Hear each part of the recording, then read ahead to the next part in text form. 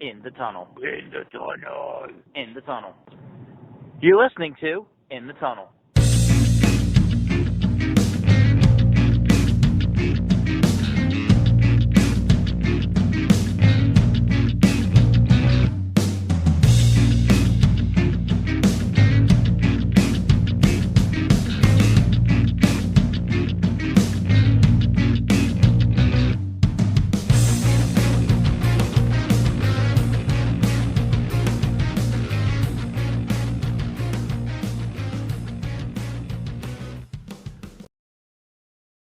Hello and welcome to In the Tunnel, episode number 105. Yeah, so today we want to do NHL grades. We figured it was quarter way through the season, so why don't we see how we think every team is doing so far, right? Sounds good to me. All right, starting basically at the top of the top with the Boston Bruins. Yeah, I mean, they're pretty much the best team in the NHL at everything, which is really annoying because I mean, the only thing that they aren't number one in is power play, and even then, they're still in third place. Yep. Yeah. So yeah, well, we went through it. We graded each team overall as well as on the aspects of offense, defense, and goaltending. Now, goaltending, I don't know. Did you expect for goaltending to be what it is? Because I'll be honest, I don't even know who their primary goaltender is. Is it Um, Omar? yeah, I think so. Okay. And where did he come from, by the way? Because I genuinely don't know. I don't know. There's a million different ways to enter the league in hockey, Yeah, but like I feel like goaltenders, you kind of know. Like, yeah. I mean, Sorokin and Shesterkin came over from the KHL, but like that's not normally how goaltenders make their way into the NHL. No, yeah, but I gotta say, everybody's been performing really well. I mean, it helps with the defense they have in front of them, but still 2.11 goals allowed is per game is nothing. See, this is also what pisses me off about the fact that you guys didn't just lock up Taylor Hall. You guys let him go to Buffalo. He ends up in Boston, and he can be the third line on the third line there for the next 7 years. Then they bring Krejci back, and the fact that Bergeron and all those other older guys are just kind of living in a world where being on the back end of your prime doesn't mean anything. And Pasternak is on the last year of his deal, though, right? Yeah, but Pasternak is on the other side of 30 too. Yeah, but he can he's playing his heart out. 38 points. Yeah, I mean, uh, they somehow have it figured out where they don't have to lean on the aging talent. They like Pasta is still the younger side of their core. Yeah, Um, it seems to be working pretty well, but I mean, and it's hard to not work well when you're basically number one in offense and defense. And to be fair, I'm surprised at how well Zaka is doing in that lineup, considering he'd probably be getting less than half the points he currently has if he was in the Devils still. Hmm. So I think that thing worked out for both of us. Yeah.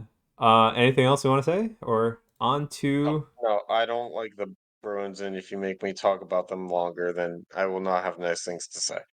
All right. So we have the Toronto Maple Leafs. Now we gave the offense an A, even though they're 13th in goals per scored per game. Yeah, Um, I mean, like, but the thing is, Marner, Matthews, Nylander are just too consistent not to put them there. yeah, I Especially would agree with that. with how Marner had, I don't know if he still has or had his 20 game point streak at this point. it whatever, even if it's still going, like holy crap. Yeah, and according to the Daily Face-Off here, uh, this updated December 12th, you have Austin Matthews and William Nylander on one line, but Marner is on the Tavares line. Yep. So, kudos to him for generating because I have no idea who Dennis Malgin is, but I mean, do you? Nope. Okay, well, he's their second line left wing, so you know, we both know that money only buys so much, and you only have so much money when it comes to a salary cap sport. But you know, that's a drop off in talent. So I don't know. Yeah. For Marner And to be the top point scorer is either a testament to Tavares getting him opportunities, or Marner just having complete disregard for everybody else. I'm pretty sure, well, see, Marner's also on the first power play. And their power play Okay, is but pretty how damn much is good. that actually accounting for? I mean, Their power play is pretty good, as you said, but it's still not. no, it's not great, but like I'm pretty sure out of like their 25%, power play conversion, most of it is the first power play and very little of it is the second power play. So, I think that even though Marner's not on like with Matthews and Nylander, he still gets time with them, especially when what the average is like 4 penalties per game, so 8 minutes, Hmm. and your first unit's probably taking 5 of those minutes at least. Yes. I think that does contribute, especially with how close these point totals are. Yeah, I'd agree with that. And then, even though they only give up 2.4 goals per game, their penalty kill is pretty bad, so the defense takes a hit. And I don't think they face like as much. They're a pretty offense heavy team. So, yeah, that's why at least in my opinion the goaltending and defense Your deserve a first, small hit. your, your first unit power plays Tavares, Nylander, Matthews, Marner, and Sandine. Yep. And then let's see. I mean, your two goalies are Matt Murray and Ilya Samsonov, not the most lovable pair. Um, Have we've they already do have eclipsed from Matt Murray pushing the goal off the post a couple times this year.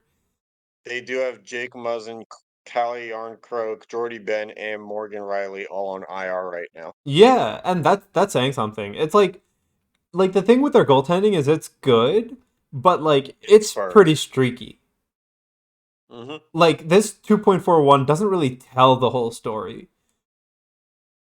Yeah, I would agree with that. And so yeah, like if it was a more consistent 2.41, they would totally be up there. But it's not, it's just not. Hmm. All right. All right, let's move on. Detroit Red Wings, we give them B minus. So they are 19th in goals per game, 17th in goals allowed per game, 22nd in power play, 14th in penalty kill. Um, And I will say, part of our grades here is also what a team is supposed to be. yeah. So, like looking at Detroit's um roster, it's not very good. No. David Perron is on the first line, which at this stage in his career should not be Anywhere true, near it. no matter where he is.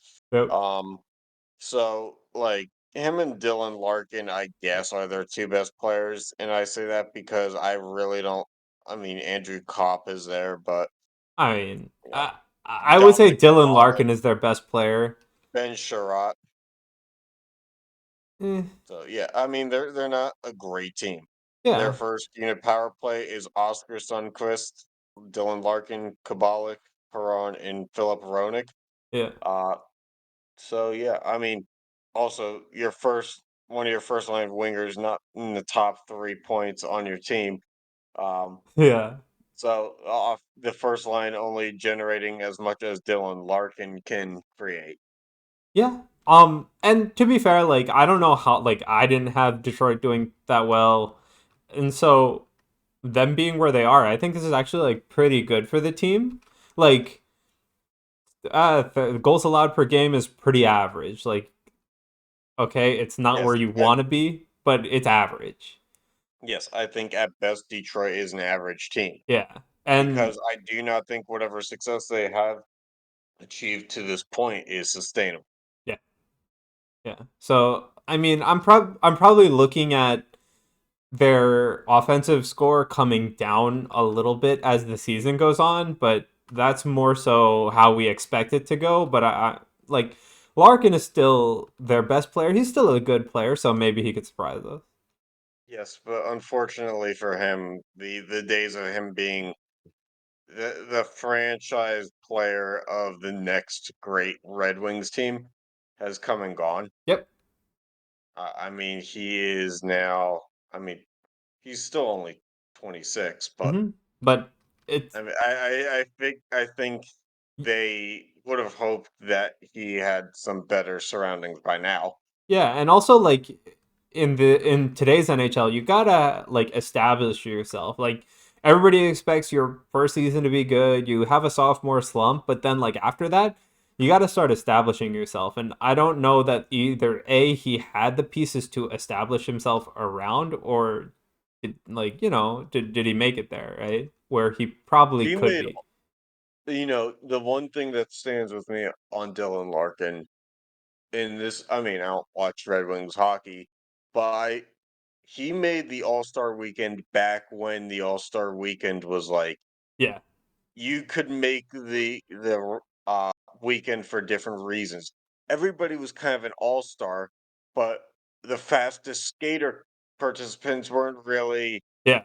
there because of their all-star play. They were there because they were really Super fast fast. skaters. And he And was. Carl Hagelin was there when he was with the Rangers. Yep. And so Dylan Larkin was very fast and he had a lot of hype around him at that point in time. He has grown into being a top line player, but he's probably not, the face of the franchise really in most teams. No. So, All right, on to the Tampa Bay Lightning. Uh, I mean, for what the Lightning are supposed to be, they're doing all right. But the fact of the matter is, I it's would hard to say, it's hard to go for a three-peat without losing talent. They've lost talent. yeah, but And I'm also not just is referring to John Rudolph. Vasilevsky is pretty like not living up to either his contract. I would say his contract more so than what we expected. Okay, but there's another side to this too, and that is, you know, when you go so deep into the postseason 3 straight years, let's not forget the fact that when it was in the bubble, the teams basically were playing the NHL the finals in what was it, August, Yeah. September? So Yep. then turn around and then have a normal season. Granted, it was a little bit of a delayed start, but they basically pushed it together to not have to push out. So Mm-hmm. basically, playing 3 seasons of going to the finals in a row in less than 3 full years has to be a lot on the body. Yeah. And eventually Definitely. your body can't recover to the point that it needs to. And that's probably where the Lightning are for some of their goalies for sure, as well as their older talent. Like I'm sure Stamkos, he's doing fine by his standards, but you Yeah. know, Stamkos probably likely to encounter an injury.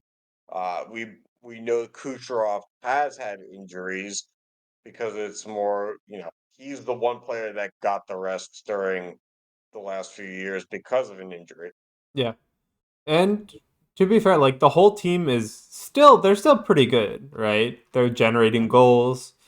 The one thing is they're kind of high in goals allowed, but their power play is pretty good. Their penalty kill's okay. Yeah, So and look, they have a lot of talent still. I mean, you, Corey Perry isn't Corey Perry of old, but he's on their fourth line, yeah, as well as Hayden Fleury and Pierre Edward Bellemare. yep. So like that's not a bad fourth line at all. It's No. just, they've lost pieces. The Hmm. guys who were there when they won cups are no longer there. They have Ian Cole on the first penalty kill unit. Um, so like they probably don't have the offensive touch on defense that they used to have outside of Hedman, but they Yeah. have sustainable pieces. Sergachev, Hedman, Ian Cole Yeah. couldn't do a lot better salary cap wise, I guess. Fair. All right. On to Florida. Now, the one thing is, like, I definitely think they're generating way more in terms of goals than I thought they would. Even with however everything went down in the offseason, like, scoring consistently three and one third goals per game is pretty impressive. It is, but I will say this. Huberto on, you know, by word of mouth, I mean, statistically, Huberto last year, very good player, but was he a player who made or broke them being a very high scoring team? No. No. I think how they were built allowed them to be that team. Um, so now they're in a position where to Matt Chuck has come in, did everything so far that he was supposed to do as the return package. 37 points is, probably top 15 in the league. Yeah, probably. But, looking at this, you have Hornquist out, you have Anthony Duclair out, Radko Gudis is out. Yep. So these guys they don't account for a lot of the scoring, but Hornquist is your front of the net guy who's, Yeah. allows other things to happen. Um, but you have Sam Bennett on the second line. That is a red flag. Yeah. Granted, you have Eric Stahl on the third line, but you have Sam Bennett on the second. Hmm. Now, So, that to be fair, like these are a lot of red flags, which is why like I think their offense is give them a high grade because like again, okay, outside of Kachuk, who do they have that is not injured right now? And you just look at Bennett on the second line and you're just like, okay, well, where is this team? but when we also have to look at goaltending and realize that, Bobrovsky was handed a shit ton of money Yeah. and largely has not lived up to the amount of money he has been given. But I'm pretty At, sure this goaltending is exactly what we're expecting out of Bobrovsky in this day and age. at this point, at this Yes. point, because we have the evidence over his tenure in Florida that says what he is. Yep. Because Columbus Bobrovsky, very different. But I think our expectations of Bobrovsky have changed to say, well, he's a bad contract either way. Yep. And we kind of have to settle with what we have. Hmm. We don't have room to go anywhere else. So it's more like the Florida Panthers are good. They're good in spite of their goaltending. But also, I think the Florida Panthers suffer from like having like making that decision to take on Bobrovsky's contract. Yeah. It's like the Many team could teams be so suffer much when they better. hand over 70 some million. Yeah. The team could be so much better without that contract, but hey. Yes. But uh, when he I don't want to get too much into previous years, but he was the hottest commodity in that class. Yep. And so Yeah. All right. On overpay for to the hot commodity. the Montreal Canadiens. And Bobrovsky's making 10 million this year. Yep, we know that. All right, well, we gave them straight C's out down the board because this is basically where I expected them to be. I mean, for they're a building team in theory, Hmm. except for this rapid decline of talent that is Carey Price. So much so that he's not there. It's Jake Allen and Samuel Montembeau. Montembeau, Carey yeah, Price is Carey Price is on IR. Paul Byron is on IR. Jonathan Drouin is is on on IR. IR. Brandon Gallagher is on IR. IR. David Savard, Sean Monahan, and Mike Matheson all on IR. Yep. That's a lot. Yeah. I mean, it Granted, shows though, but like Kirby Doc, right? Almost 20 points is in their top point scorers. Kirby Duck is a nice touch. However, there was a reason why he was traded out of Chicago. Yes, I agree. No, I'm just Uh, saying, it, like, Chicago probably could have moved on from Kane or Taves instead. They gave up on Doc for a reason. but also like, if Drouin is not on the IR, he's probably leagues ahead of Suzuki in scoring. And You have to look at it Duran like, has not been what he was supposed to be in but 5 years. do I think that he probably can score more than 30 points in 26 games? Sure. Okay. All right. But anyway, no Carey Price. That wasn't going to be anything above a C. Jake Allen is Jake Allen. a fine goaltender. Defensively, they don't really have much of anything anyway. Yep. They traded Jeff Petrie, which probably was a smart thing to do because he's like, I think, 36 years old. Yep. Probably wasn't worth keeping his contract on the books. Yeah. So their defensemen are Joel Edmondson, King Gall, Jordan Harris, Jonathan Kovacevic, Arbor, don't even know, Oh, XHEJAK, Jackeye? sure, Arbor Jackeye, and then Chris Weidman. So I can tell you I know exactly one of their six defensemen, maybe Yeah. two. I think I've heard of Weidman. Yeah. Was he the Well, one who was Jackeye's suspended been for all jumping? over the news. Hockey news, at least. Anyway, on to the Buffalo Sabres, where we have our first, like, complete difference in one grade versus the rest, right? Yes, But because Buffalo has found somebody to score all the goals. yeah, I mean, it's not even just somebody. Like Thompson is there, but like Dahlin and Skinner both are 32. Like if they had three people in the 30s, I'm pretty sure we would still have them at least B plus.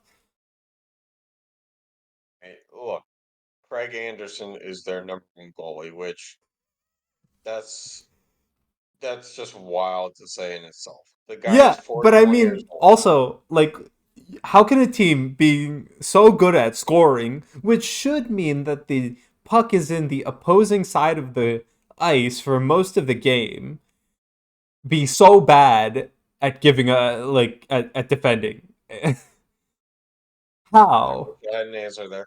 How I do you mean, have a Rasmus Dahlin is there. 70.5% penalty kill and a 3.7 goals against? Goaltending must be the issue. That's the only thing I can think of. I mean, look, they don't have name brand defensemen outside of Rasmus Dahlin, But Owen Dahlin is Power. contributing to offense. He has literally zero contributions to hit their defensive score. Right, and I'm sure that's what they want Owen Power to be too. So it's like they don't really have real defense. Fair. Matthias Samuelson, Jacob Bryson, Kale Clegg, and Casey Fitzgerald. And you can tell me how many of those guys you've heard of before just now. Nope. Yeah, exactly. All right. Well, Paige Thompson. there. That Tay Thompson we know, but That's all. No, I'm saying that's the only reason why there's an A somewhere on there. yeah, And Jeff Skinner not being shit this year. yeah, yeah. Giving Dahlin more basically. And Jeff Skinner basically is he pops up like a groundhog. Like every 3 years, he's just gonna make sure that he can still stay in the league. Yep. All right, on to the Ottawa Senators. This team is pretty atrocious for where they're supposed to be. Uh, Yeah, and Matthew Joseph is out. yeah, finally. Cam Talbot and Anton Forsberg are the goalies. Yeah. That's depressing. I mean, They literally went from Matt Murray to Cam Talbot. but Cam Talbot's not like it's not like how Merziklin's is doing.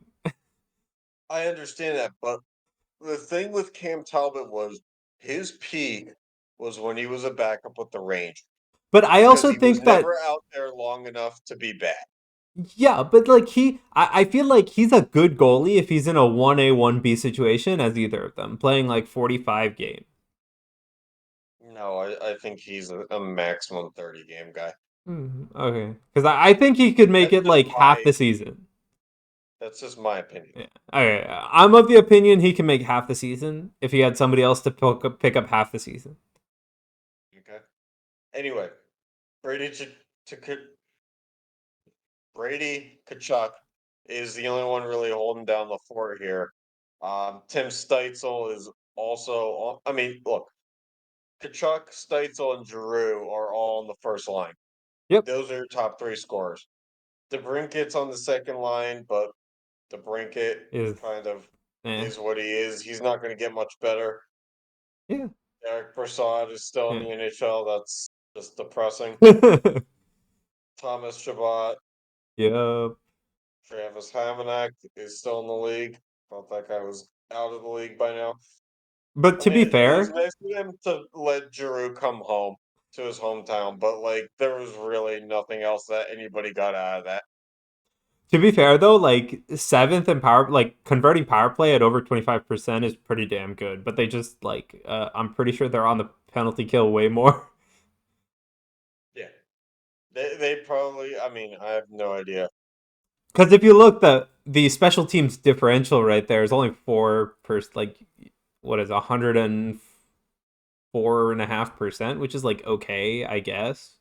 But like you gotta avoid the penalty box with a below 80% penalty kill ratio. Like extra. Won't you agree? Let's see here. In terms of teams with the most power plays, Ottawa is one, two, three, four. They're fifth. Uh, 105 or 106 power play chances. oh god. That's They are. okay. What, that's like 25 or 26 7, about 28 they converted.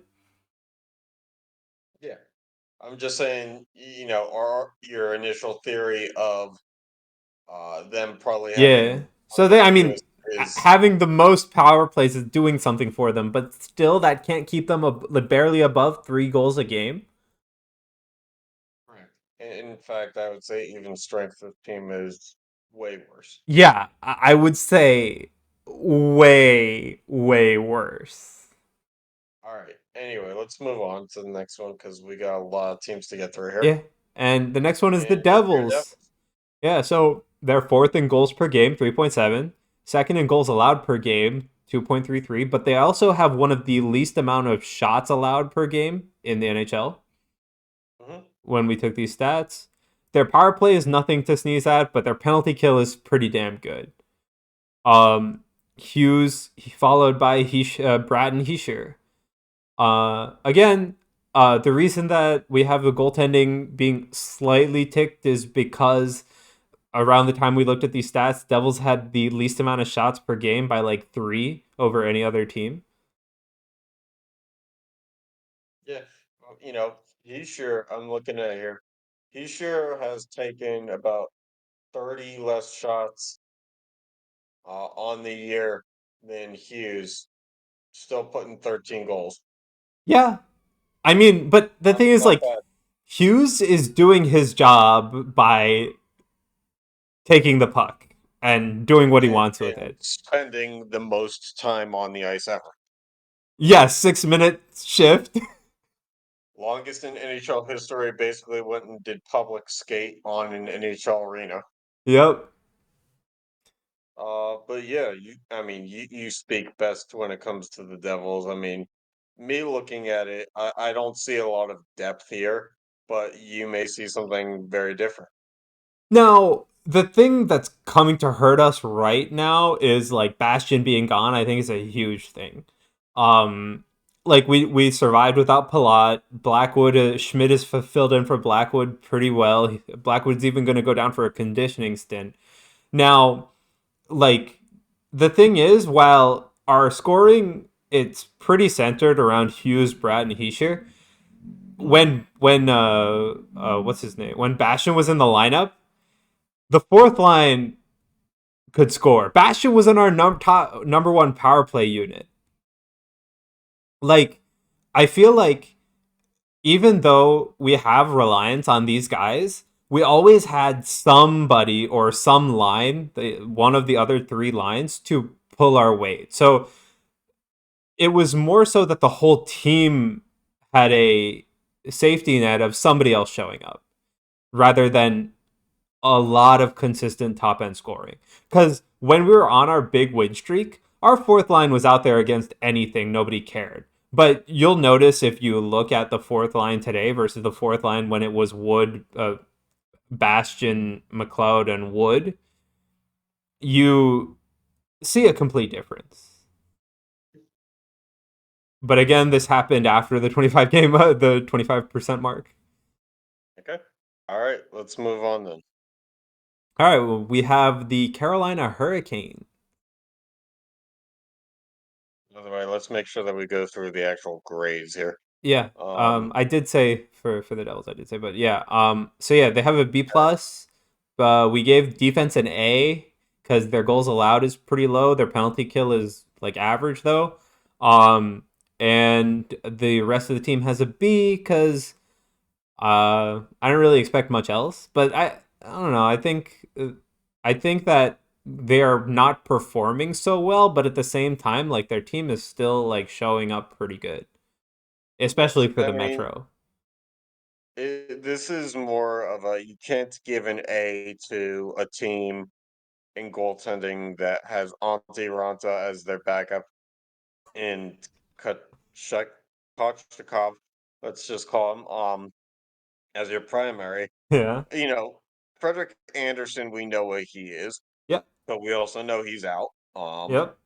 They also have Sebastian Aho day to day. They have Andre Case, Max Pacioretty, and Jake Gardner all on IR.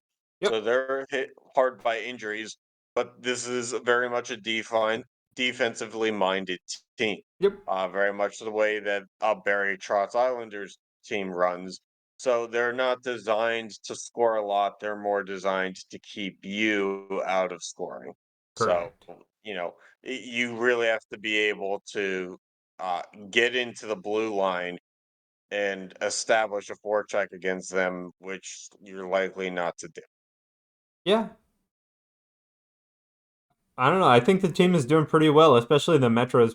They're up in the They Metro, so are, they are, I will say this for their goals per game versus goals allowed per game, the ratio there in terms of difference is on par with teams that are very bad. yeah, Uh, but the difference is that goals allowed. yeah, definitely. All right. 'Cause there actually are not a lot of teams that are statistically giving up more goals than they're putting in, which is hard to believe, I know, but at the same time, like that's what makes it all the more confusing is because you feel like whatever they're doing goaltending wise is not going to survive. Yeah, fair. All right. On to why don't you take it over for this one? Yeah, so the Penguins are, I mean, as a fan, I'm not going to get over the fact that they started 4-0, then seemingly could not win for 2 straight weeks. Yep. So now they're hot again, but they have that make of a very streaky team that I mean, Crosby at age 35 is on pace for his second best year of his career, Yeah. which would be very nice, but I don't think that the Stanley Cup is a realistic expectation. Uh, I think Letang playing after a second stroke is very admirable. I don't know that if it were me, I would even be considering hockey at this point in time. Um, but you know, this team is cap strapped, and they're going to have to figure out what they can be with this because there's no real going up from here. They can score, but they're still streaky when it comes to that. Um, Goaltending, they're on the better side of average, but they're not going to ever be elite. Yeah. Uh, for the star power that they do have, granted it's aging, their power play numbers are horrendous.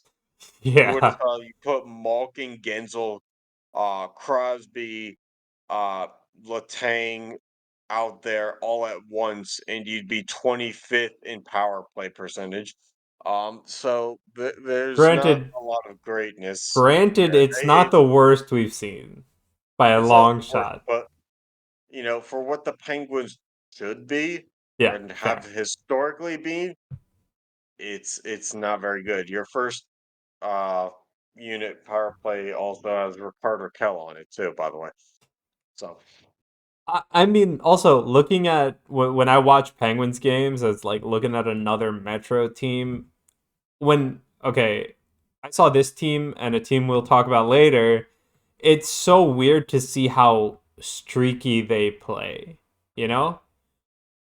oh, I mean, it's not weird to me, but I kind of expect that. It's kind of hard to get emotionally into the games at this point. All right, You just kind of expect it to sway one way or the other. there. All right. Anyway, moving on to the Islanders. Islanders clean Definitely we slate, gave us B minus we everything. yeah, B minus everything. And that's because, They the they score Islanders goals at they're on the north side of three, which is what I look for. Um, Islanders roster in itself has been exactly what it's been for 2 to 3 years now. Nothing has really changed.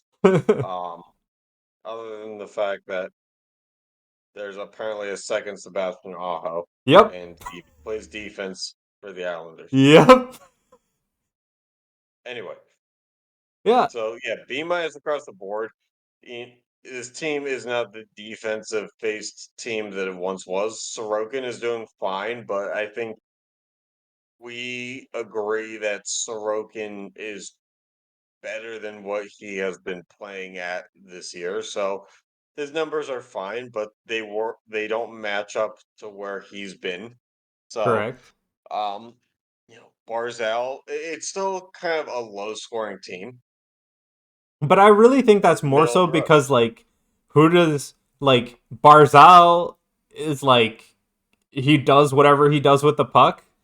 It's just like when I was talking about the Devils, right? Hughes does whatever he does with the puck, but like Hmm. what does Barzal have around him to facilitate him get like, being in more scoring chances?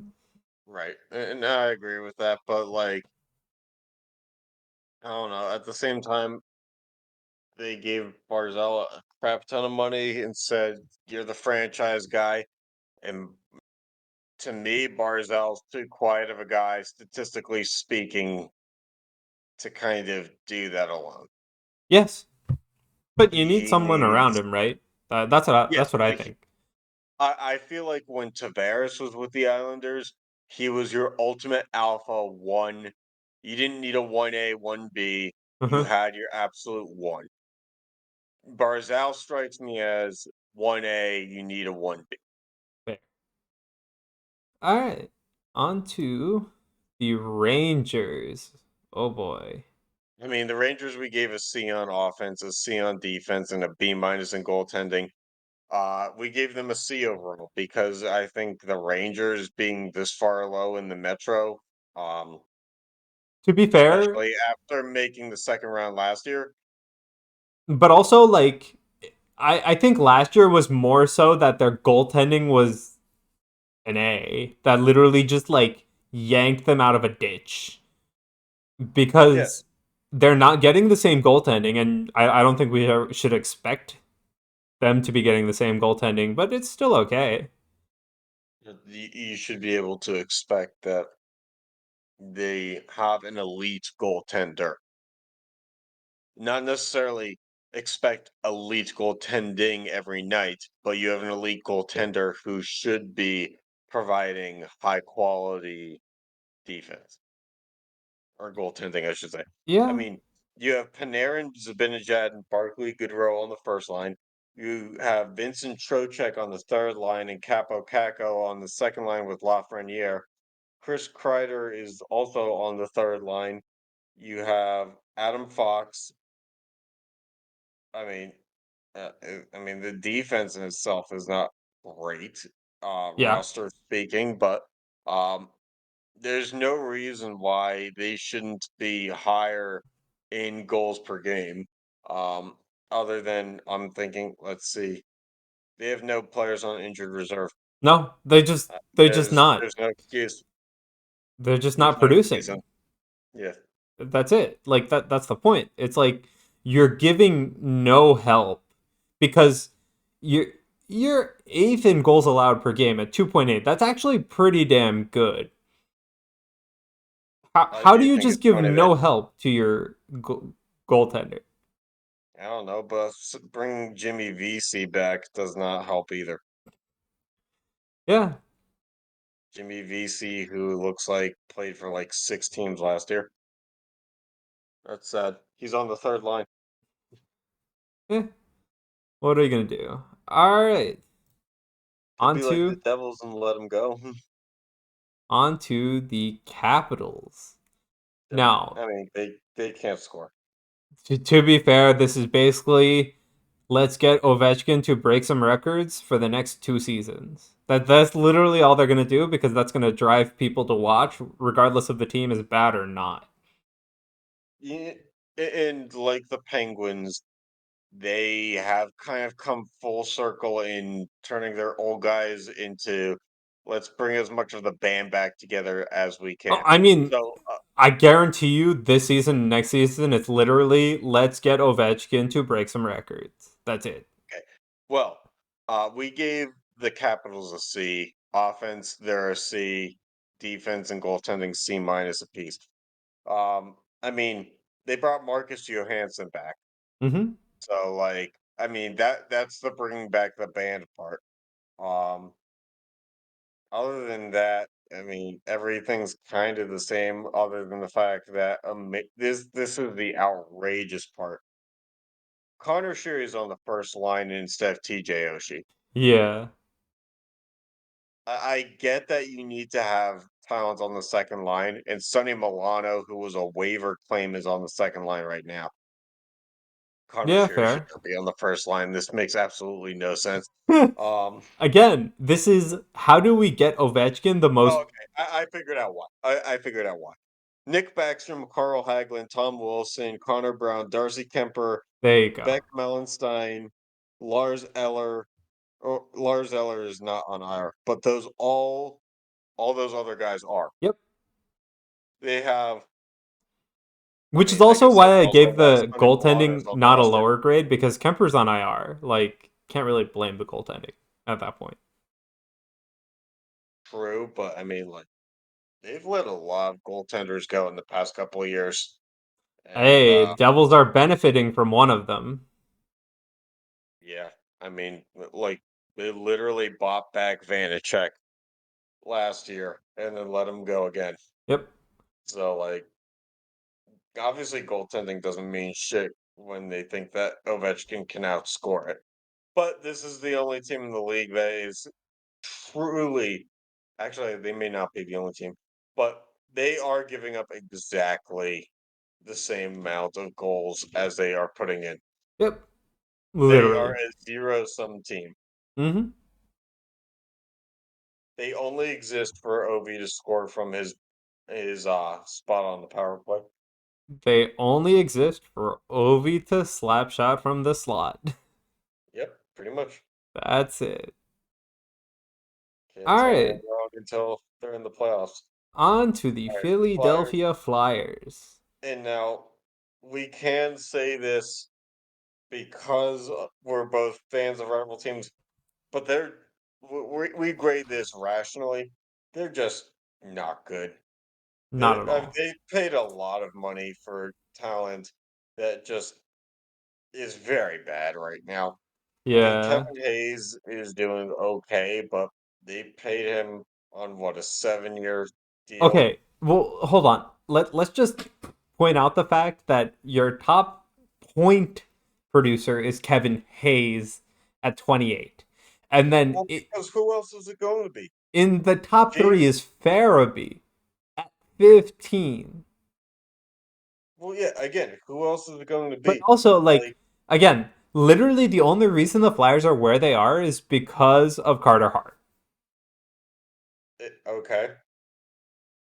That, like, the team around him is so bad that they get D's. I mean, they're not the worst we've seen, let's be honest. But Okay. But anyway, we gave the Flyers a D plus, a D for offense, a D for defense. Carter Hart being the saving grace, he got a B for the goaltending. It yeah, because definitely wasn't Felix Sandstrom. nope.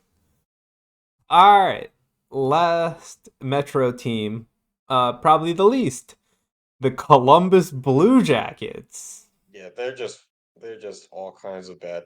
They brought in Johnny Gaudreau and just gave up on making Well, anything substantial happen anywhere else. also, who was hurt? Somebody was hurt on that team pretty early on. Give me a second here. I think they just got Uh, back.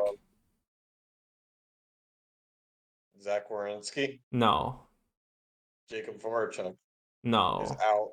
Jake Bean, Adam Boquist, Justin Danforth. Those are all IR names. no. It got off the IR recently. Wasn't Boone Jenner, wasn't Nyquist, wasn't Line. No, it was Line. He was Oh, it was he Line. was hurt for a while Okay. Okay. Well, anyway, we gave the Blue Jackets an F, a D for offense, an because F they for can defense at and least score goaltending. something. But I'm sorry, Merzlikins, like it. As much as like the hate he's getting should not be given to any hockey play. Like they just play hockey, man. You should not be like you know doing the things you're doing to this guy and his family. But like it's not good. I'm sorry. Yeah. It's also not good when Nyquist is on the first line at this stage of his career. And again, like Line was out, right? So Line on the second line. yeah. Doesn't really change anything, but still. Line is playing with Jack Roslovich and Yegor Shinakov. Shinakov, okay. There Yeah, we but also like the there's rest of about these one good stats. line on this team. Hold on, the rest of these stats are so bad. They are dead last in power play conversion. Dead last. Well, here's who their power play is. They have Goodrow and Line, but it's Jack Roslovich, Boone Jenner, and Marcus Bjork. Yep. And But you have Line and Gaudreau. I have Like the your power play should be they had to put 20th. Nyquist on the second unit power play because they had nobody else to put on the But like. like you have Gaudreau and Line. Shouldn't your power play be at least like 20th in the league? In theory, but as you said, Line just started playing for this Yeah. year. All right. Well, enough of that dumpster fire. Winnipeg. Moving on Winnipeg. to the West, we gave Winnipeg a B plus, a B minus for offense, a B plus for defense, and an A for goaltending. Yeah. Like I really have the Carter Hart feeling has been amazing. Winnipeg should be scoring more. But at the same time, they are producing. They are not And like they are above we have 3 goals a Nick game. Ehlers on So, IR, but yeah. And Nick then Ehlers on IR, but everyone else is kind of like, I mean, look, they kind of silently beefed up. They still have Shifley and Blake Wheeler, Kyle Connor, but then they added Dubois. Um, so that solidifies the top six. They have Sam Gagne on the fourth line, which I don't know him to be a big hitting fighter type. So I mean they have Josh Morrissey, Brendan Dillon, Nate mhm, Schmidt is on their third pairing. That's a nice touch. yeah. So that adds to a Dubois, Shifley, Wheeler, Connor, and Morrissey power play. Yeah, and I mean, like the team is doing really well. Like Morrissey, Dubois, and Connor top in points. Penalty kill is really good at almost 84%. Power play could be better, but they're still scoring. It's about average. And Look, they don't have a solidified solo point leader, but that's because they're a team that's getting it from all areas. yeah, It, and it works both ways. good on them. Yes, All right, must be nice. on to the Dallas Stars.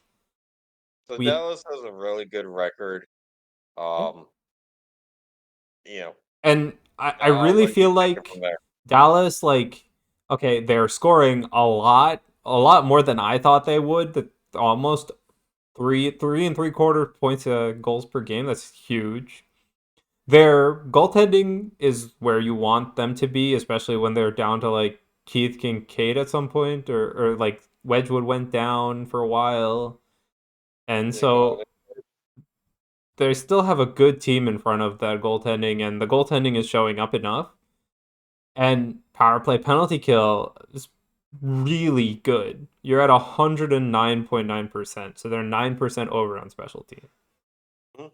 Now, their first line is their top three scorers, but for a long time, I think we understood the Dallas Stars as one of the older teams. Sagan and Yeah. Pavelski, Jamie Benn, all kind of on the back end of their careers, but they have that youth in Jason Robertson and Rupe Ains Mm-hmm. that you know talk about talent that arrived and arrived well. So that has helped to solidify the top six to the point where Jamie Benn is now on the third line. Yep. Which They is added good. Luke Glendening. Then they have Ryan Suter. Talk about another man's trash is one's treasure. The fact that being bought out from the Wild means that you don't need a lot of money anymore.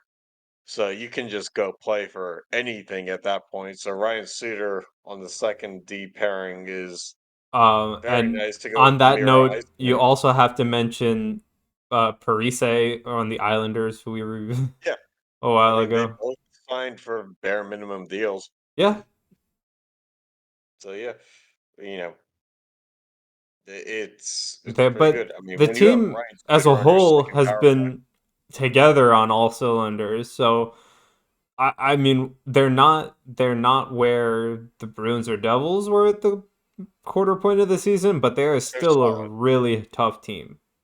Yes, they're solid. They're not spectacular, but they're solid, and you'll take that. You'd rather be solid all year than spectacular in streaks. Yep. So we gave the Stars a B, an A on offense, B minus on defense, and a B plus for goaltending. Right. All right. And the Minnesota Wild, which is the overall grade is a B's B, and we across the gave, yep, board. B's across the board. Winless. We did this because most of their stats are pretty average, right? 17th in goals per game, 15th in goals allowed per game, 16th on the penalty kill, and 10th on the power play. But that doesn't really give much for their overall special teams percent, which is like 102 point something. They're in a good spot because at least they know our Kaprizov is because if he could not escape Russia, then this team is completely different. Yeah. But also, shed the Suter and Parise contracts, but still pay them. I mean, Frederick Gaudreau is on their second line. Yeah. Like they still are in a little bit of hell. Yeah, they Um, will be for a while. But that's what I'm saying. Like, this team, for being in that hell, is doing really well. they're okay. I mean, Flurry.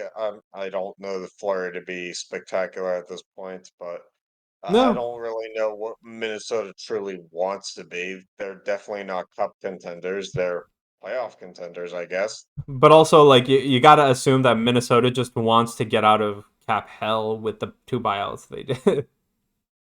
True. Anyway, let's move on.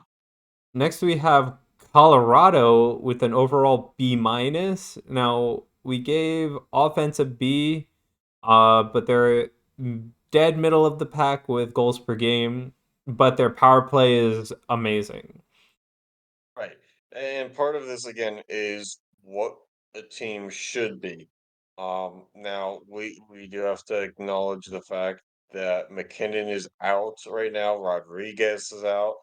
Darren Helm is on IR. Yep. Landeskog is on IR.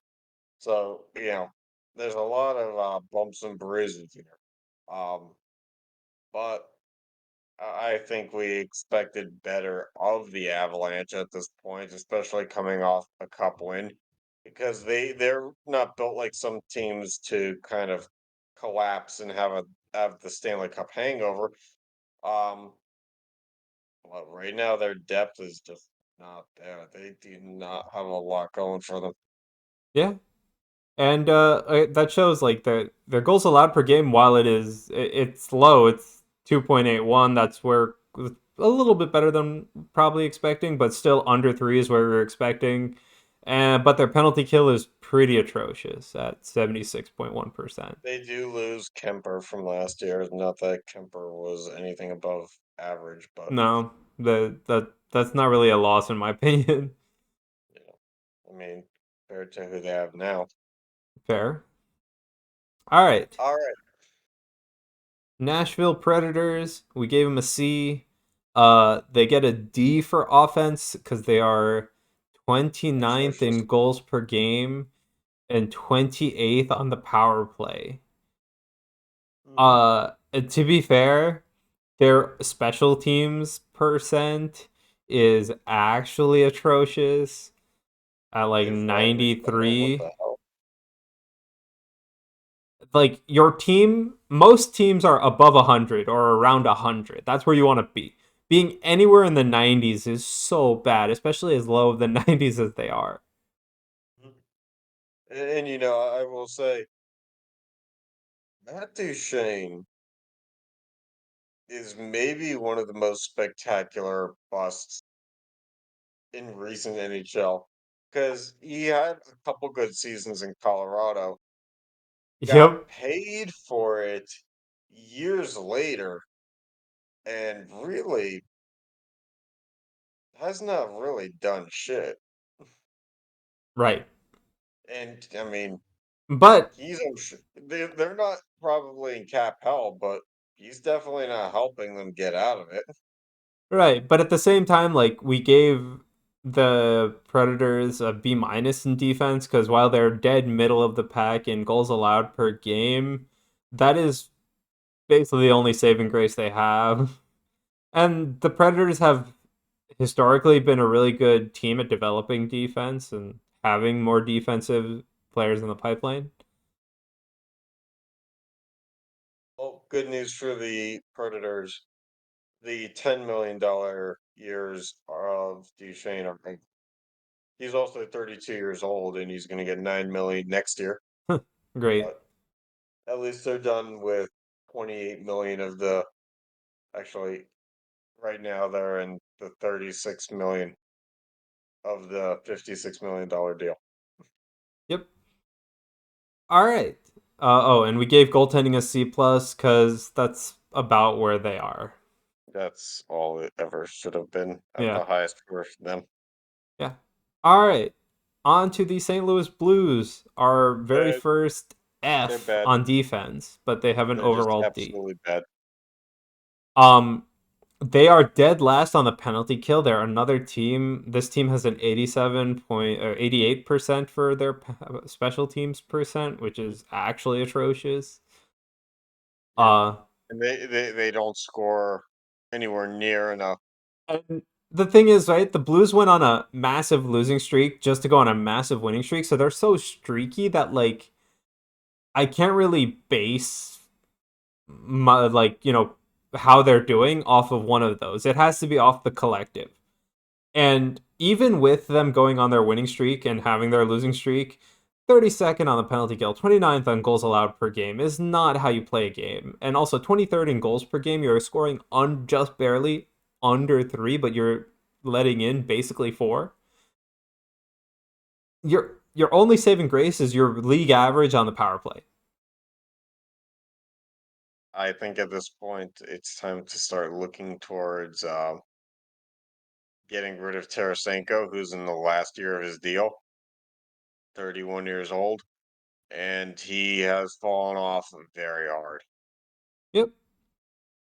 He is Uh, nowhere near the player he used to be. yeah. And just to wrap up, we gave C for offense because while it's bad, I didn't really expect much different.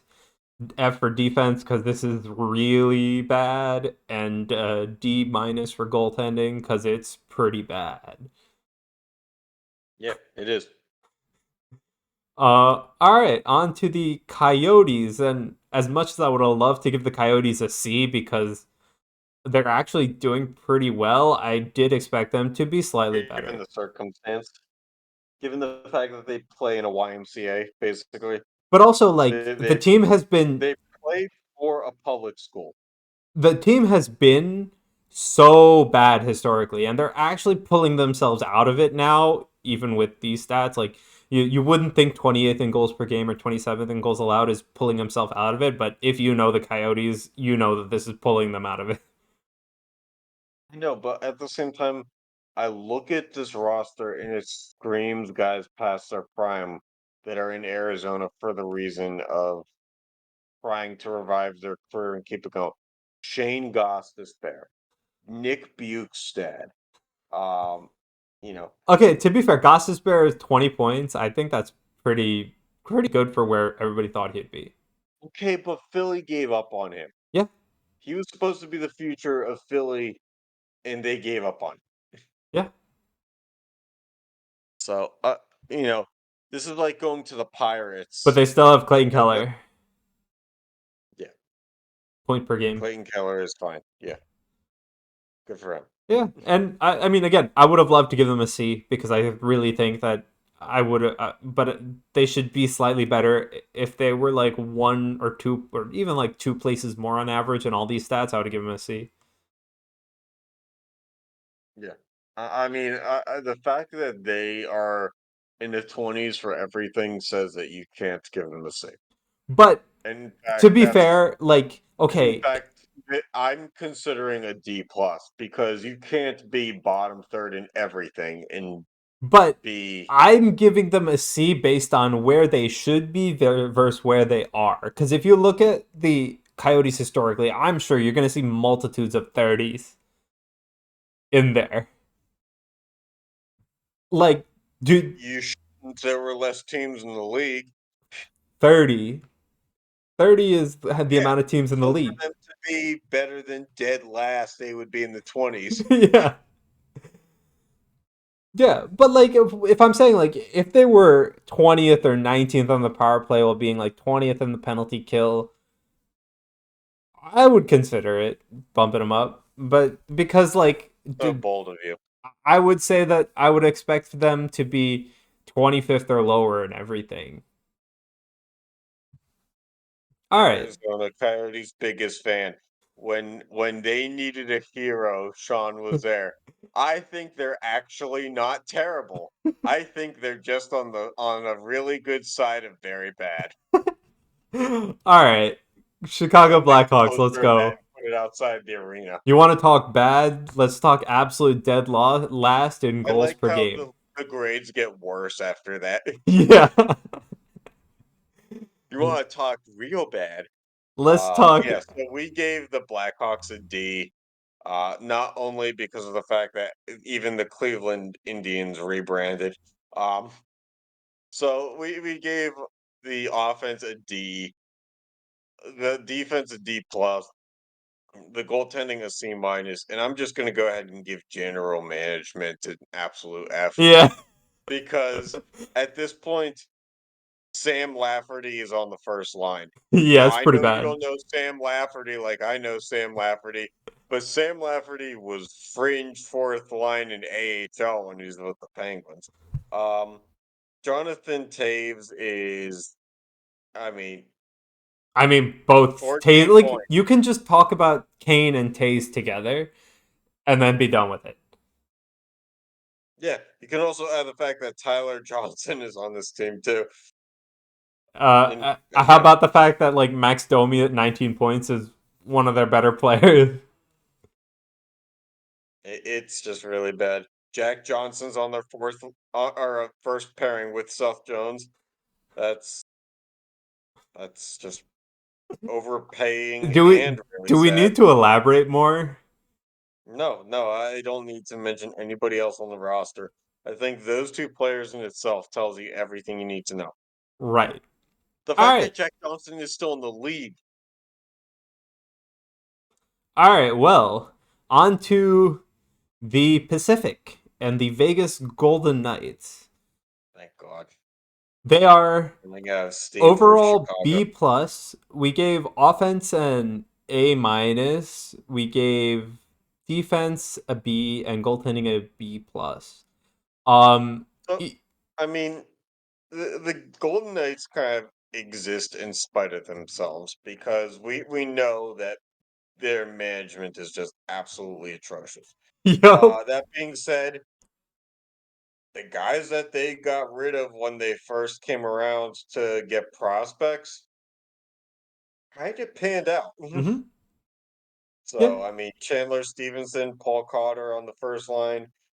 Uh, you know, they had Phil Kessel on the third line. Riley Smith is there with William Carlson and Jonathan Marchessault. Mark Stone's on the first line still. Uh, Alec Martinez from LA comes over.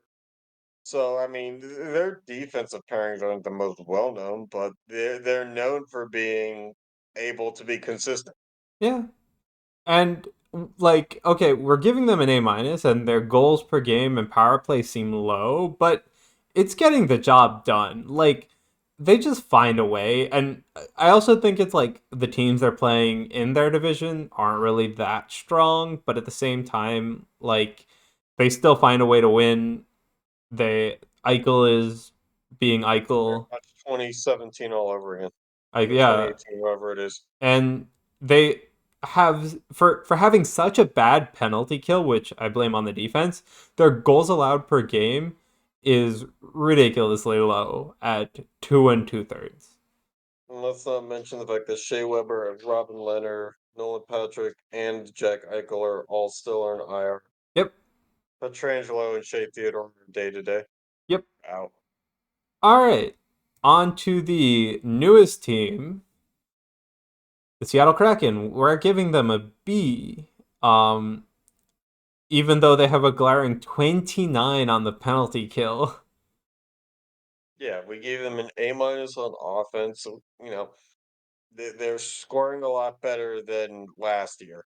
Mm-hmm. Mostly because they actually filled in some of the cracks with Jaden Schwartz, Andre Burakovsky, and Jared McCann. Um, but defensively, B minus, a B for goaltending. Um, but I do think that they had guys last year who were playing ahead of their grade, and I think this year they're kind of slotting in better. I don't think that they're cup threats, but Yeah, but they're growing. they're playing really well. Hmm. So I don't think you can give them anything lower, especially like they're new No, and they're solid for what they are. solid. Yeah. All right. Next team, LA Kings.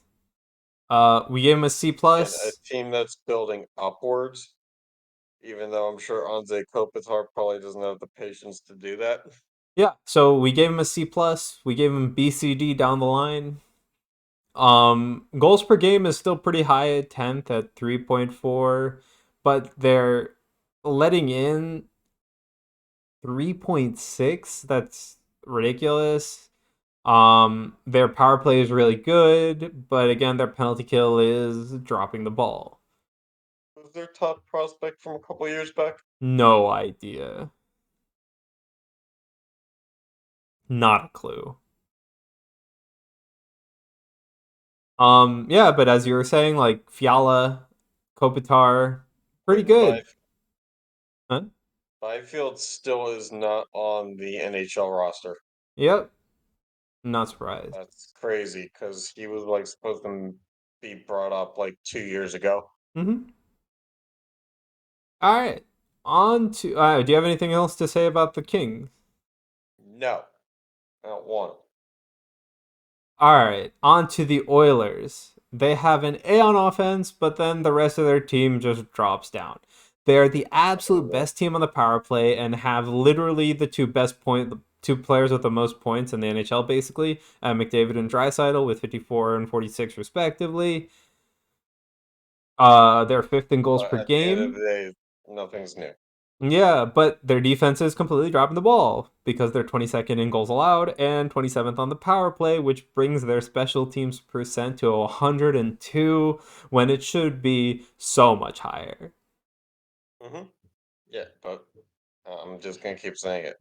There's nothing new about the Nothing new. Oilers. So offense is an A, defense is a C, goaltending is a C plus because there's not really much David defense has a ahead of you. lot of points. Draisaitl has a lot of points. The defense has not a lot, and the goaltending is marginally better. Yep. All right, And it won't be better by the end of the year. Calgary Flames. We gave them a B minus. Although they are 21st in goals per game at 3.04, 14th in goals allowed at 3.07, 24th on the power play at 20%, and 10th on the penalty kill at 80%. Yeah. Look, Huberto has largely not done as much as is needed. No. Granted that for the But trade, the but team is competitive. Like I don't know, people who expected Huberto to do what like David does. yeah, like that's ridiculous. So I don't think that makes sense. At the same But time, look, their top line is not their best scoring line. yeah, They makes sense. have Tyler Toffoli, Michael Backlund, and Huberto on the first line, and Kadri is their second best scorer, and then what? Lindholm and Lindholm, Anderson. and Lindholm is on IR, I think. Yep. No, he's not. Yeah, but at the same time, like this is Yeah, better than I thought the Flames would be. But at the same, like they're doing okay, better than I thought they'd be. yeah. I think that Kachuk trade was a shuffle the deck move Hmm. for a team that didn't want to admit that, after giving up on the Giordano era, it's either you tear down or you try to shuffle. Hmm. And so this was the shuffle. All right. If it doesn't work, they gotta tear down. Yeah. All right. We have the Vancouver Canucks with their Bad. offense being a B plus, the rest of their team getting a D for a C minus. They reason their offense gets a B plus. They're ninth in goals per game at 3.5, and they're sixth on the power Yes. play. They're best known this season for scoring so much that they lost every one of like their first 5 or 6 games by blowing multi-goal leads. Yup. So that speaks to being able to put the puck in the net, but not being able to defend it, and that's kind of Yeah. what the story has been the rest of the way. Because it's not that they're giving up multiple goal leads every night; Yeah. they just can't outscore their mistakes. Yeah. And they're 30th in goals allowed at almost 4, and they are 30th at the penalty kill at under 70%, which is actually atrocious. Yeah, it's pretty bad. Horvat is still killing it though at almost 29 points, and Pedersen has 34. What do you expect? The team scores. I mean, this team's not very good. It's amazing that they score, to be honest with you. All right. Next team, we got the San Jose Sharks. Um, they have overall D, two D minuses, defense and goaltending, and was C minus in offense. That's because the amount they score and their power play is okay at just above 3 goals per game and above 20% on the power play. But they let in almost 3.6 goals per game. That cannot happen. And This while team they is so are bad that I assume that Martin Jones is still goaltending for it. I thought Martin Jones was on the Kraken. That correct, which is why that's how bad they are. I assume that Martin Jones flamed out so much he ended up back there. From what I understand, he's actually doing pretty well on the Kraken. That's great. It only took him 4 years to regain his form. Yep. Yeah, so I mean, the on the opposite side, you have Carlson as the point leader at 37. Myers there with 27. But the team doesn't really have much else, in my opinion.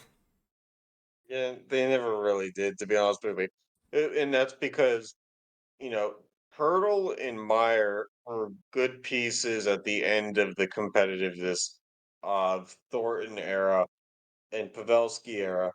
And because they're good complementary pieces that are good enough to round out a roster, but they're not good enough to lead a roster. Yeah. Um, so they're good enough to be all-star players, but they'll never be bona fide faces of the franchise. So Yeah.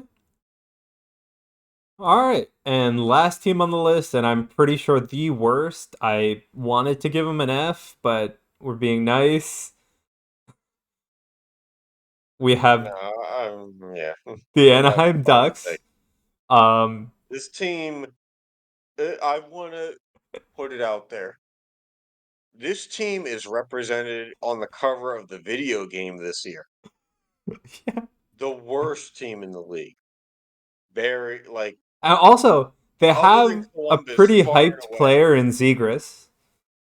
Like I'm willing to take the F away from Columbus and give it to Anaheim because when you look at this, they are bottom three in every category, Sean. Yes. They're giving up almost 2 goals more per game than they can put in. Yes. And that's in a league where Carolina is only outscoring the number that they allow in by 0.19. They're giving up 2 whole goals. Yep. And, yeah. In terms of power play opportunities, because we do have to speak on that too, they have 83 power play opportunities. Which should be Uh, average. it 3 per game. instead is 2.3. No, sorry, I'm reading this wrong. But they are bottom five Okay. in opportunities. Okay. Because Uh, I thought the average And was also, 3 by point the way, something per game. So yeah, they're probably low. But what about penalty kill? that's a different table that I do not have open. This Because I'm this pretty is sure it's the awesome. opposite. I mean, penalty kill, they're just bad. Let's just call it that. I mean, They're, yeah, they're, it's. they're the worst. I was debating giving this team an F. Oh, you mean from the other day? Yeah, they take about two more penalties over the NHL average per game. Yeah. Yeah, I think they have around 12.4 penalty minutes per game. Yeah. And the NHL So average is they're 8. taking 2.5 penalty minutes. Hold on. Let's see here. Anaheim Ducks penalty minutes per Okay, to game. be fair, let's talk about something positive, and that's Zegras, who you see has The 23 Ducks have points on the year. 12.29 penalty minutes per game this season, according to StatMuse. Yeah, and that's Nope, leagues no, above the league average. 12.41. Yes, it is.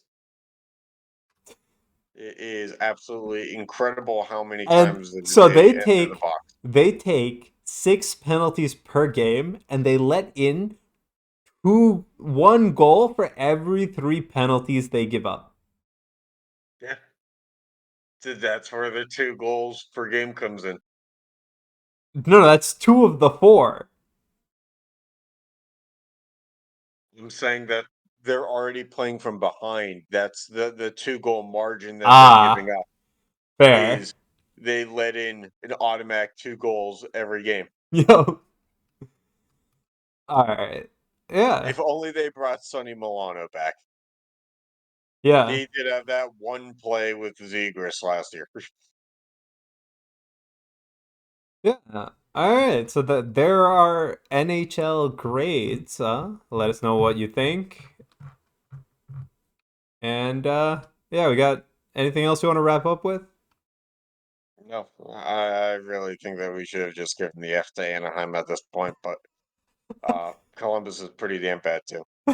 Yeah. The sad thing is Columbus is spending the money to try to not be bad, and they're just really bad. Yeah, that's the point. Like they're spending money and they're that bad. Yeah, yeah, it's not great. All right. Well, thanks for tuning in and we'll catch you next time.